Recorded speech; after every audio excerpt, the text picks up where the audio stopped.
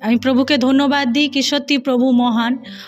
আমার ঘরের মধ্যে একটু সমস্যা ছিল, আমার দিদির ছেলে যে ওর অনেকই প্রবলেম ছিল। সে 1 বছর তার হার্টের প্রবলেম ছিল, আর তখন আমার দিদি দেশে থাকতো আর আমরা কলকাতায়, তার শ্বশুরবাড়ি দেশে। তো ওকে ওখানে সেমনি মেডিসিন বা সেমনি ডক্টর বা হসপিটালে সেমনি সুবিধা ছিল না। তার জন্য আমার মাকে দেওয়া হয়েছিল, সে 1 বছর ছিল, সে সন্তানকে দেওয়া হয়েছিল। আমার দিদির ছেলেকে আমার মা রাখতো। তার অনেক প্রবলেম হতো, নিঃশ্বাস নিতে পারতো না, বা ওকে বারে বারে আমাদেরকে হসপিটালে নিয়ে দৌড়াতে হতো।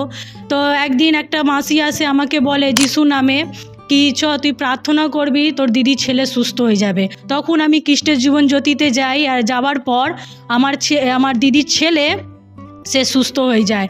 আর পাস্টার আমাদের পাস্টার সুপ্রিয় উনি বলেছিলেন কি এইগুলো মাদুলি সব সরাতে হবে।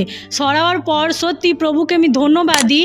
আজ সেই ছেলে 14 বছরের হয়ে গেছে, এখন সুস্থ আছে, ভালো আছে। তার দরুন আমি জেনেছি প্রভুকে, এখানে আসতে পেরেছি তার দরুন। আমরা 2 স্বামী স্ত্রী, আমরা প্রভুর দ্বারা আমি প্রভুকে ধন্যবাদ দিই যে আমি তাকে পেয়েছি আমার লাইফে।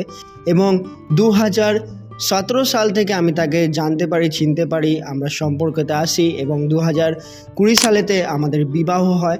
এবং তারপরে আমাদের কাছে সুন্দর ঈশ্বর তার সন্তানকেও দেয়, তার উপহারকে দেয় আমাদের জীবনে। আমার ছোট শিশু সন্তান রুবেনও আছে, যার কাছে প্রভুর কাছে আমি তাকে উৎসর্গও করেছি। তো আমরা 2 স্বামী স্ত্রী আগামী বছর থেকে, আগামী মাস থেকে, জানুয়ারি থেকে আমরা সেখানে বিহারে কার্য শুরু করব ঈশ্বরের। এবং আমাদের বিশ্বাস ঈশ্বর বড়, সেখানে মিরাক্কেল করবে। আমরা যেমনি জীবন পেয়েছি সেখানে আরও ঈশ্বরের সন্তানেরা তার পবিত্র নামেতে জীবন পাবে।